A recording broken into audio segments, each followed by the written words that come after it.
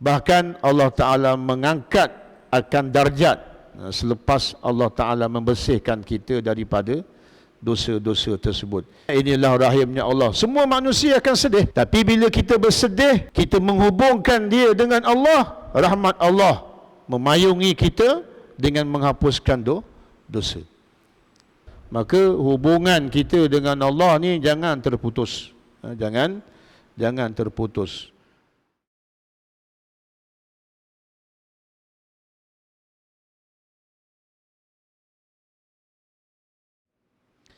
Kita menyambung pembacaan kitab Tanbihul Ghafilin, masih lagi di bawah tajuk sabar terhadap cobaan dan juga kesulitan. Memulakan dengan sabda Nabi sallallahu alaihi wasallam, wa ruwiya an Abi Rawad an Muhammad bin Muslim يرفعه إلى النبي صلى الله عليه وسلم أن رجلا قال يا رسول الله ذهب مالي وساقيم جسمي فقال النبي صلى الله عليه وسلم لا خير في عبد لا يذهب ماله ولا يسقم جسمه إن الله إذا أحب عبدا ibtalahu wa idza ibtalahu sabbarahu. Ibnu Abi Rawad meriwayatkan daripada Muhammad bin Muslim, dia memarfu'kannya kepada Nabi sallallahu alaihi wasallam bahawa seorang lelaki berkata, wahai Rasulullah, hartaku telah habis dan tubuhku sakit. Nabi SAW bersabda, tidak ada kebaikan pada diri seseorang hamba yang hartanya tidak habis dan tubuhnya tidak sakit. Sesungguhnya bila Allah mencintai seorang hamba, maka pasti dia mengujinya, dan bila dia mengujinya, maka pasti dia menjadikannya bersabar. Hadis ini mengukuhkan lagi perbincangan kita mengenai tajuknya ialah sabar terhadap cobaan dan juga kesulitan, di mana ada seorang telah datang bertemu dengan Nabi SAW dengan bahasa yang mudah, mengeluh depan Nabi SAW, ya Rasulullah, habis harta aku, dahlah harta habis, hidup aku ni penuh dengan sakit, tertimpa keperbagaian musibah. Lalu kata Nabi SAW, seseorang itu Allah Ta'ala beri padanya kehidupan, kemudian tidak dia mendepani kehidupan itu dengan kehabisan harta, ataupun dia tidak berdepan dengan sakit, maka sesungguhnya kehidupan itu tidak membawa erti apa-apa. Maknanya setiap kehidupan pasti akan kita berdepan dengan dua suasana ini. Yang pertama sekali, kehabisan harta. Yang kedua ialah kita akan terpaksa menempuh sakit, lelah, penat, letih, susah dan sebagainya. Kerana apa? Kerana kata Nabi SAW, kehilangan harta, kehabisan harta, sakit tubuh badan itu menandakan bahawa Allah Subhanahu wa Ta'ala menyayangi dan mencintai kita. Kerana kata Nabi SAW kepada pemuda tersebut, innallaha, sesungguhnya Allah, iza ahabba abdan, apabila dia menyayangi seseorang hamba, ibtalahu, maka dia akan datangkan padanya ujian. Namun begitu tuan-tuan, tidaklah setiap musibah yang terkena kepada kita, kita pasti akan mendapat pahala. Tak semestinya ketika mana kita berjalan terantuk tiang, confirm kita dapat pahala. Kita akan mendapat pahala apabila wa iza batalahu sabbarahu. Apabila didatangkan padanya ujian, maka Allah memberikan padanya sifat sabar. Sifat sabar inilah yang akan mendatangkan pahala. Bukan maknanya setiap kali kita sakit, terhapus dosa kita. Dengan tidak kita selangi ataupun datangkan kesakitan itu dengan redha, yang kemudian sabar, yang kemudian akan hadirnya redha. Ada orang Allah Ta'ala datangkan padanya, habis duit dia hilang. Kalau dia pandai menggayakan bahawa semuanya itu datang daripada Allah, maka dia akan dapat pengampunan dosa-dosa. Bahkan dia akan mendapat pahala. Tapi apabila duit dia hilang, hartanya rosak, lalu dia tidak mengembalikan kepada Allah, dia menyalahkan silap kawan itu, silap kawan ini, menyalahkan itu dan ini, semua sekali disalahkan, tanpa dia merujuk sebenarnya yang mendatangkan kesemuanya itu adalah Allah. Dan apabila dia menyadari yang mendatangkan itunya adalah Allah, maka hakikatnya Allah sedang mencintai dia. Kerana orang yang paling Allah sayang ialah orang yang paling banyak diberikan ujian. Itu sebab barisan para Nabi alaihimussalatu wassalam dan para Rasul alaihimussalatu wassalam tidak lekang daripada ujian daripada Allah Subhanahu wa ta'ala. Ujian-ujian ini bagi menaikkan darjat seseorang Nabi dan seseorang Rasul. Adapun di bahagian kita, Allah Ta'ala datangkan padanya musibah tidak lain dan tidak bukan untuk penghapusan dosa-dosa kita. Tetapi mesti jalan ceritanya ialah datang pada kita musibah dan kita mengenali bahawa setiap sesuatu yang datang itu adalah daripada Allah. Apabila datang daripada Allah, Allah tidak akan buat sesuatu perkara yang zalim kepada hamba. Maka apa kebaikan yang Allah datangkan daripada musibah itu? Allah nak menghapuskan dosa-dosa kita. Tapi bagaimana boleh terhapusnya dosa itu? Apabila Allah Ta'ala berikan padanya sifat sabar. Para hadirin yang dimuliakan oleh Allah Subhanahu wa Ta'ala sekalian, maka sesuatu cobaan, sesuatu kesusahan itu Allah Ta'ala akan balas dengan penghapusan dosa, ataupun Allah Ta'ala menambahkan padanya darjat apabila dia menerima ketetapan Allah itu dengan sabar. Daripada Ali bin Abi Talib radhiyallahu anhu, dia berkata, siapapun yang ditahan oleh penguasa secara zalim, lalu dia mati dalam penahanannya, maka dia syahid. Dan jika penguasa itu memukulnya lalu dia mati, maka dia mati syahid. Artinya apa tuan-tuan? Artinya dia sabar menerima apa yang telah ditetapkan oleh Allah Subhanahu wa Ta'ala. Wa ruwiya 'anil Nabi sallallahu alaihi wasallam annahu qala innar rajula latakunu lahu darajatun 'inda Allahi la yablughuha bi'amalihi hatta yubtala bibala'in fi jismihi fayablughuha bidzalik. Kata Nabi sallallahu alaihi wasallam bahawa sesungguhnya seseorang itu pasti memiliki darjat di sisi Allah. Setiap daripada hamba-hamba Allah Ta'ala ni yang Allah cipta ni, di sisi Allah Subhanahu wa Ta'ala, Allah telah tentukan darjat-darjat dia. Ada dah darjat-darjat dia yang istimewa di sisi Allah Subhanahu wa Ta'ala. Namun begitu terkadang-kadang darjat yang Allah Ta'ala nak beri kepada seseorang hamba itu tidak akan dapat dicapai oleh seseorang hamba itu dengan bi'amalihi, dengan amalan dia. Dengan amalan dia. Allah Ta'ala letak darjat dia sekian tinggi, tapi pada sudut amalan dia tidak menyampaikan dia pada darjat itu. Allah nak letak dia tingkat yang paling tinggi.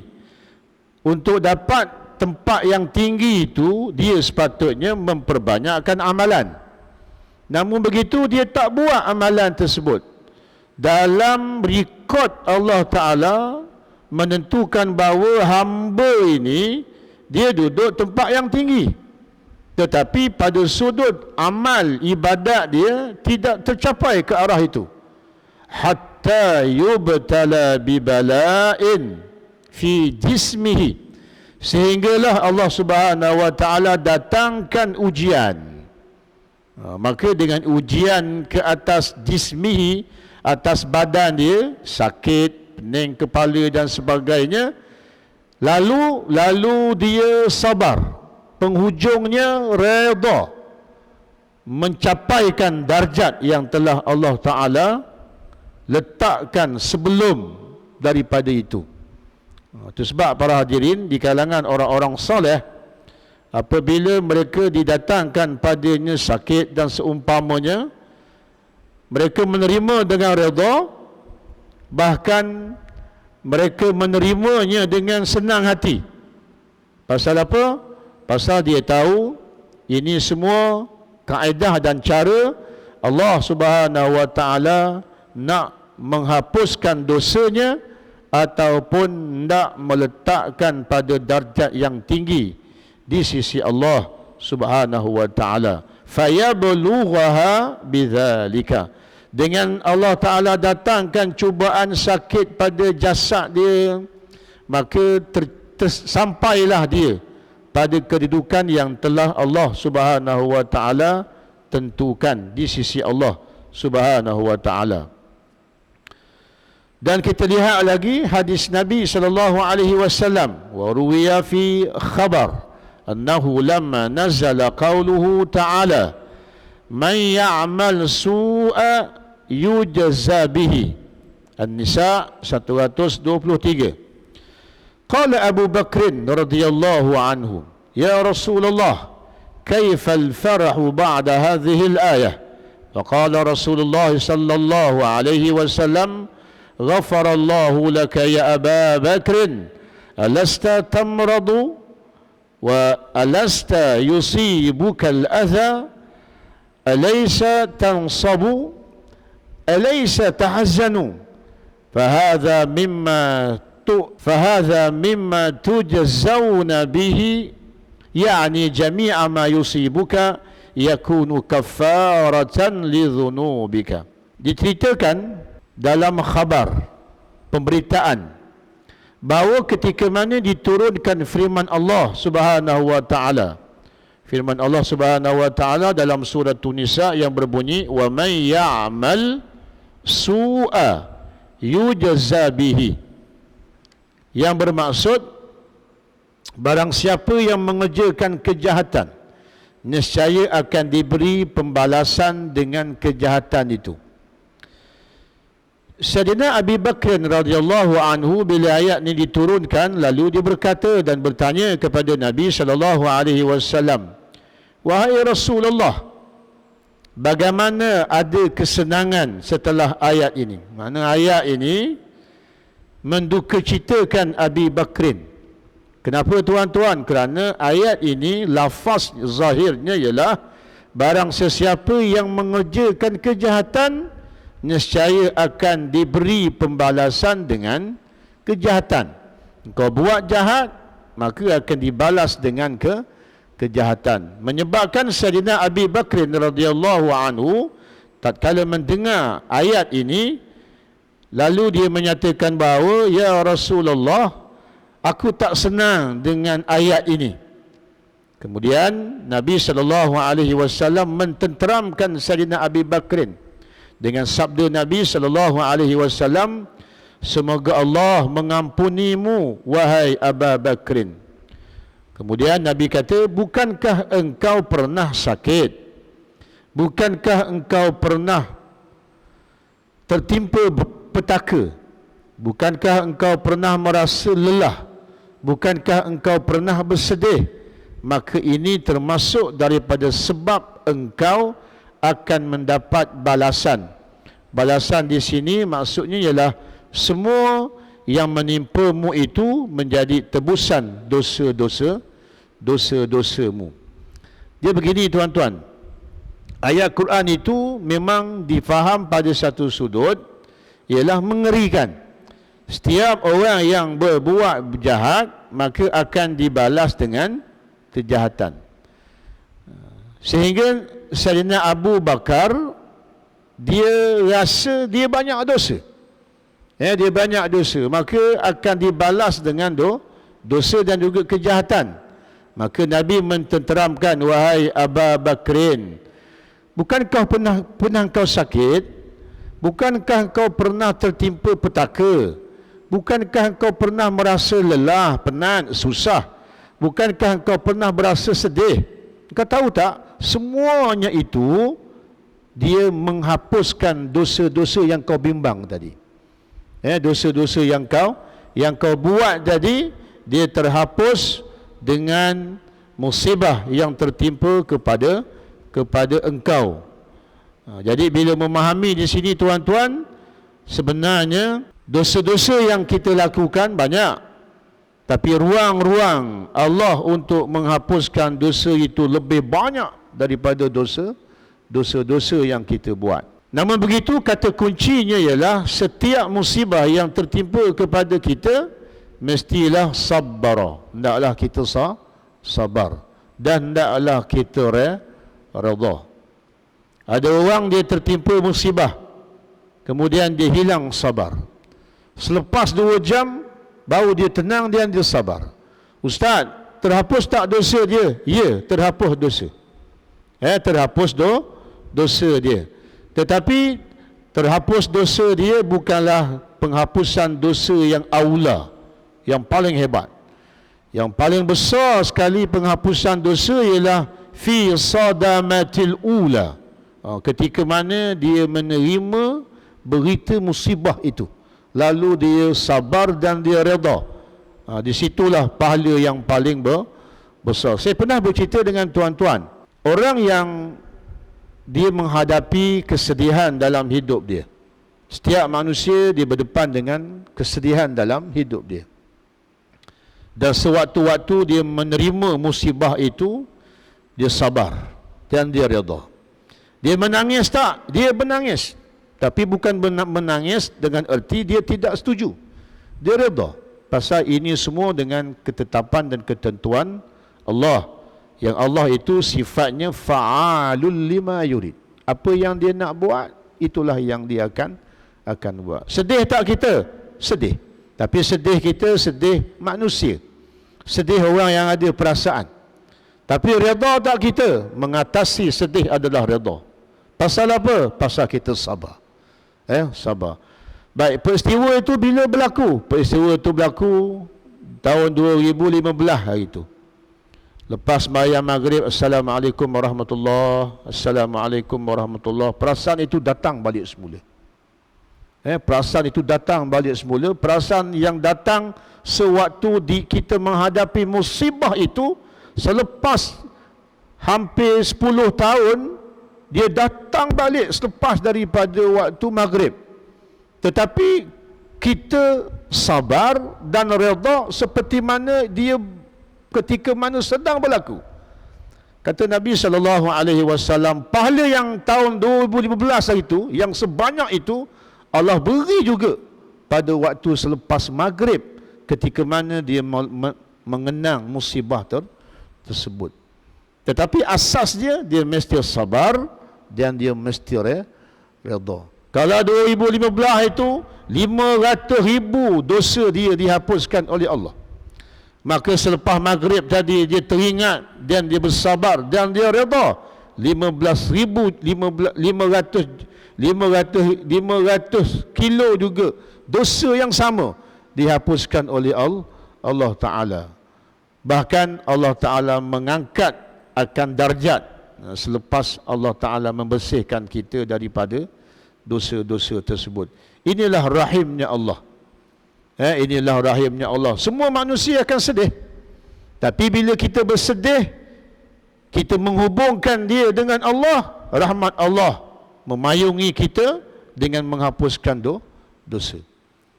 Oleh kerana itu, para hadirin yang dimuliakan oleh Allah Subhanahu wa taala, maka hubungan kita dengan Allah ni jangan terputus. Jangan terputus.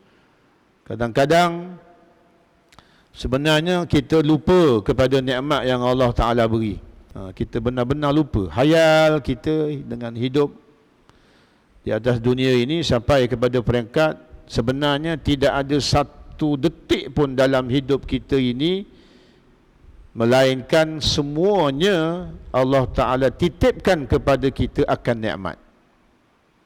Memandang nikmat, mendengar nikmat, bercakap nikmat, semua sekali ini adalah nikmat Allah Subhanahu wa Ta'ala. Namun begitu, oleh kerana dia dapat dengan cara yang mudah. Udara dapat yang mudah. Cuba kita tengok orang yang sakit tu, susah ke senang dapat udara. Allahu Akbar. Saya ni pun dah mula dah rasa dah. Naik tingkat 3 dah tak boleh dah. Kena berhenti 4 kali kena berhenti. Pasal apa? Pasal semput dah. Dulu waktu muda berlari naik atas tak ada rasa apa. Allah nak tunjukkan aku beri nikmat, tapi hari ini aku kurangkan nikmat. Macam mana perasaan kau? Para hadirin yang dimuliakan oleh Allah Subhanahu wa Ta'ala, setiap nikmat yang kita guna akan ditanya oleh Allah. Itu yang paling kita takut. Allah beri kau boleh hidup udara. Apa yang kau gunakan dengan kau menghidup udara? Aku berdangsa, aku berkaraoke. Letih nak jawab besok depan Allah. Aku gunakan udara yang kau beri, aku sihat, hadir ke masjid. Alhamdulillah, penuh dengan rahmat Allah Subhanahu wa Ta'ala. Kata para ulama, setiap nikmat yang Allah berikan kepada kita, daripada sekecil-kecilnya sampailah sebesar-besarnya, dalam perkiraan kita semuanya akan ditanya oleh Allah Subhanahu wa Ta'ala. Oleh kerana itu jangan pisahkan setiap nikmat yang Allah Ta'ala berikan kepada kita, mesti kita hubung kaitkan juga kepada Allah Subhanahu wa Ta'ala. Saya acap kali mendidik jiwa kita, tuan-tuan. Yang selalu saya beritahu, kadang-kadang kita gembira. Rasa gembira kita ni, kita rasakan gembira kita ni kerana harta.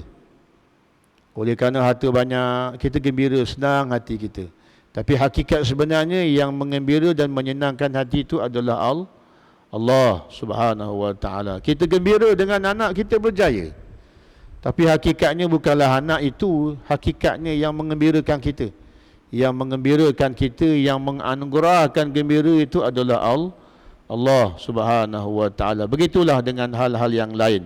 Oleh kerana itu jangan putuskan dengan hubungan kita dengan Allah Subhanahu wa Ta'ala. Wa ruwiya an Ali bin Abi Talib radhiyallahu anhu annahu qala lamma nazalat hadhihi al-ayah kharaja alaina Rasulullah sallallahu alaihi wasallam faqala qad unzilat alayya ayatun hiya khairun li ummati min ad-dunya wa ma fiha thumma qara'a hadhihi al-ayah ما يعمل سوءا يجزى به النساء ثم قال إن العبد إذا أذنب ذنبا فتصيبه شدة أو بلاء في الدنيا فالله أكرم من أن يعذبه ثانيا. Diriwayatkan daripada Ali bin Abi Talib karamallahu wajhahu bahawa dia berkata, ketika ayat ini turun, Rasulullah sallallahu alaihi wasallam keluar menemui kami dan bersabda. Ayat mana? Ayat wa man ya'mal su'an yujza bihi. Yang bermaksud barang siapa yang mengerjakan kejahatan nescaya akan diberi balasan dengan kejahatan itu. Jadi ayat ni turun walaupun nampaknya begitu, tapi kata Nabi, dia sebenarnya ayat ini ayat yang mengembirakan. Cuma bila Nabi tak terangkan pada peringkat awal tadi, Sayyidina Abu Bakar kata, macam mana ya Rasulullah aku nak gembira? Aku buat jahat, Allah balas dengan kejahatan. Aku buat jahat, Allah balas dengan siksa. Kata Nabi, bukan begitu maksudnya. Maksudnya ialah bila kau tertimpa apa-apa saja musibah, maka musibah itu sebenarnya penghapusan dosa. Baik bagi umatku daripada dunia dan segala isinya, kata Nabi. Ayat ni lebih baik daripada dunia dan seisinya. Kemudian Nabi SAW membaca ayat itu. Barang siapa yang mengerjakan kejahatan, nescaya akan diberi pembalasan dengan kejahatan itu. Sesungguhnya seorang hamba bila melakukan sesuatu dosa, lalu dia tertimpa kesulitan atau petaka di dunia, maka Allah adalah lebih mulia daripada mengazabnya dua kali. Maksudnya apa tuan-tuan? Maksudnya bila dekat dunia ni Allah Ta'ala telah pun datangkan musibah kepada kita, kemudian kita sabar dan redha. Allah malu nak mendatangkan musibah di akhirat, pasal orang ini telah pun didatangkan padanya kesusahan sewaktu dekat dunia. Tapi tetap jalan ceritanya ialah sabar dan redha. Barulah akhirat nanti Allah Maha mulia tidak akan mengazab hambanya dua kali. Allah Ta'ala tidak akan mengazabkan hambanya dua kali. Dekat dunia Allah Ta'ala dah datangkan kepayahan, balak dan sebagainya, maka di akhirat Allah Ta'ala tidak akan datangkan lagi.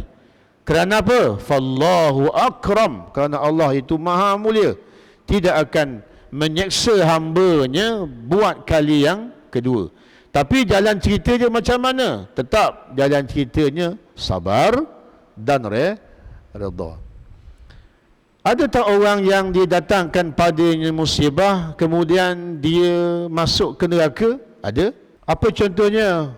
Contohnya kata Nabi SAW, kadal faqru kufra. Hampir-hampirlah seseorang yang tertimpa padanya kemiskinan, dia akan terlajak sampai kepada berlakunya kekufuran pada dia. Allah datangkan musibah. Apa musibah dia? Kemiskinan. Dia meniaga tak jadi, ni tak jadi, semua tak jadi. Akhirnya apa? Akhirnya dia jatuh kepada kufur kepada Allah Ta'ala. Jadi gagal berniaga musibah tak? Ya, musibah. Tapi kita kena sabar dan redha. Tapi nak sabar, nak redha ni, habuan dia ialah akhirat nanti. Oleh kerana itu tidak boleh tidak kena ada ilmu. Kena ada ilmu. Jadi bila ada ilmu, oh kita kenal Allah Ta'ala. Begini bentuk Allah Ta'ala, rahimnya Allah. Datangkan satu musibah, kemudian aku sabar dan aku redha, Allah hapuskan semua dosa-dosa. Al-Faqih berkata, ketahuilah bahawa seorang hamba tidak mengetahui kedudukan orang-orang yang baik kecuali dengan bersabar terhadap kesulitan dan cubaan. Allah Ta'ala telah memerintahkan Nabi-Nya alaihi wassalatu wassalam untuk bersabar, yang mana Allah Subhanahu wa Ta'ala berfirman, fasbir kama sabara ulul azmi minar rusul. Maka bersabarlah kamu seperti orang-orang yang mempunyai keteguhan hati dari rasul-rasul yang mereka itu telah bersabar. Allah Subhanahu wa Ta'ala memberikan motivasi kepada Rasulullah sallallahu alaihi wasallam, kerana dalam melaksanakan tugasan dakwah mengajak manusia untuk beriman kepada Allah, Nabi sallallahu alaihi wasallam berdepan dengan kepelbagaian ujian, kepelbagaian kepayahan, kepelbagaian halangan. Maka Allah memberikan motivasi kepada Nabi dengan datangkan padanya firman, fasbir, wahai Muhammad, sabarlah engkau, kama sabaru ulul azmi, seperti mana sabarnya daripada kalangan rasul-rasul yang mempunyai kuat azam dia. Kuat azam dia, namanya ulul azmi. Itu ayat-ayat motivasi yang Allah Ta'ala turunkan supaya memberi kekuatan kepada baginda Rasulullah sallallahu alaihi wasallam. Ada juga sahabat tuan-tuan, apabila Dalam sebuah hadis Nabi sallallahu alaihi wasallam, ataina Rasulullah sallallahu alaihi wasallam. Sahabat ni, salah seorang sahabat tu namanya Khabbab. Khabbab ni banyak dia ni kena siksa. Dia kena siksa. Khabbab ni satu riwayat ada menyatakan dia ni hamba. Dia ni hamba. Pernah dipanaskan besi yang panas, kemudian dia letakkan di belakang dia. Menyerit melolong Khabbab ni. Jadi dia datang kepada Nabi sallallahu alaihi wasallam dan beberapa sahabat yang lain. Ataina Rasulullah sallallahu alaihi wasallam wa huwa mutawassidun biridaihi fi zillil ka'bati fa syakawna ilaihi. Jadi Khabbab bin Arith ni dia datang mengadu kepada Nabi sallallahu alaihi wasallam. Apa katanya? Wahai Rasulullah, tidakkah engkau berdoa kepada Allah? Waktu ni Nabi dekat mana? Nabi sedang menghadap Kaabah. Mana Nabi sedang bermunajat depan Kaabah. Datang sahabat, salah seorang daripadanya Khabbab, mengata kepada Nabi sallallahu alaihi wasallam, ya Rasulullah, tidakkah engkau memohonkan pertolongan kepada Allah untuk kami? Ni banyak ni yang kena seksa ni. Ada yang kena besi panas, ada yang kena empak batu, ada yang kena bunuh, macam-macam. Mengadu depan Nabi sallallahu alaihi wasallam, yang pada ketika itu Nabi sedang zillil Kaabah. Nabi sedang berada dekat dengan Kaabah bermunajat kepada Allah Taala. Apa balas daripada Nabi? Maka beliau pun duduk dengan wajah muhammara launuhu. Nabi duduk, Nabi pandang pada sahabat ni. Muhammara, merah muka Nabi. Merah muka Nabi. Merah muka Nabi ni makna Nabi marah lah. Marah. Kemudian Nabi pun datangkan sabdaan-sabdaan yang berbentuk motivasi kepada para sahabat ini. Innaman kana qablakum, sesungguhnya mereka sebelum daripada kamu. Wahai Khabbab, wahai para sahabat, dulu mereka ni sebelum daripada kamu, daripada kalangan pendakwah-pendakwah mempertahankan iman mereka, kana la yu'ta birrajuli fayuhfaru lahu fil ardi hufratan. Dulu orang nak mempertahankan akidah Islam ni, ada seorang lelaki yang beriman, kemudian digalikan lubang, kemudian laki-laki ni dicampak masuk dalam lubang, kemudian dikambus hidup-hidup. Tu orang dulu. Orang dulu. Kemudian Nabi beri lagi motivasi. Wa yuja'u bil minsyari fayudha'u ala ra'sih fayaj'alu firqataini. Ada orang dulu mempertahankan iman dia, ambil gergaji letak atas kepala. Kemudian wa yudha'u ala ra'sihi fayaj'alu firqatain. Letak gergaji atas kepala, kemudian digesekkan dan terbelah dua kepalanya. Pasal apa? Pasal dia mempertahankan iman. Wa ma yasrifuhu bidzalika dinih. Kau tahu tak wahai sahabat, walaupun sebegitu hebat mereka diseksa, mereka tidak langsung mengalihkan iman, melainkan hanya kepada Allah Subhanahu wa taala. Ni tuan-tuan ayat-ayat motivasi. Ayat-ayat motivasi. Bagaimana? Kerana pada waktu itu belum lagi turun ayat untuk kita berlawan. Belum lagi wahyu diturunkan kepada Nabi untuk kita lawan. Kita hanya menerima saja, sabar saja, redha saja. Pun begitu para sahabat mengadu juga kepada Nabi sallallahu alaihi wasallam. Cumanya hadis ini istifadah dia, kesimpulan dia suruh tanya diri kita. Suruh tanya diri kita. Ni kadang-kadang air Coca-Cola pun tak boleh berjuang. Bukan kata tuan-tuan, saya sendiri pun. Kalau tak ada kerana anak-anak, ya tak boleh ya. Anak nasihat kita. Kalau nak ikut selera, makan saja. Lemahnya iman kita. Hanya kerana makanan saja habis kita. Jadi oleh kerana itu para hadirin, maka pada malam ini suatu motivasi daripada Nabi sallallahu alaihi wasallam, pertahankanlah anugerah keimanan yang Allah Subhanahu wa taala berikan kepada kita, dan apabila kita mengisytiharkan diri kita ni sebagai seorang mukmin, maka tidak terlepas daripada cobaan dan juga ujian. Kalaulah kita merasakan bahawa ujian yang tertimpa kepada kita ni besar, kenangkan di kalangan para nabi dahulu lagi besar ujian dia.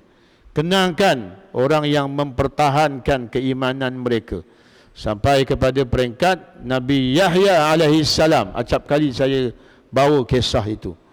Nabi Yahya alaihi salam, pengakhiran dia ialah dia dipancung. Dia dipancung. Kenapa dia dipancung? Kerana dia mempertahankan akidah. Akidah pada sudut mana? Mempertahankan hukum yang telah ditetapkan oleh Allah Subhanahu wa taala. Raja dia nak kahwin dengan anak dia sendiri. Nabi Yahya alaihi salam memfatwakan mengikut syariat pada masa itu, hukumnya adalah haram. Tak boleh berkahwin dengan anak sendiri.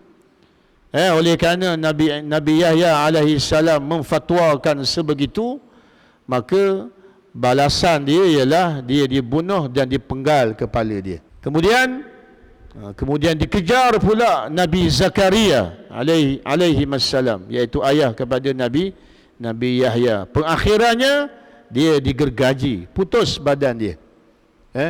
Kerana apa? Kerana mempertahankan akidah pada sudut mempertahankan hukuman yang telah ditetapkan oleh Allah Subhanahu wa taala. Jadi para hadirin yang dimuliakan oleh Allah Subhanahu wa taala, saya rasa cukuplah sekadar itu. Dan mudahan daripada apa yang telah dikongsikan, beberapa pembacaan hadis Nabi sallallahu alaihi wasallam, ayo kita pertahankan apa yang telah dianugerahkan oleh Allah Subhanahu wa taala, dan merasakan bahawa setiap kesusahan, musibah, ujian-ujian yang Allah taala datangkan kepada kita, dua, yang pertama untuk meninggikan darjat kita, yang kedua yang lebih kita harapkan ialah Allah Ta'ala menghapuskan dosa-dosa kita. Aqulu qawli hadha wa astaghfirullah li wa lakum. Wassalamualaikum warahmatullahi wabarakatuh.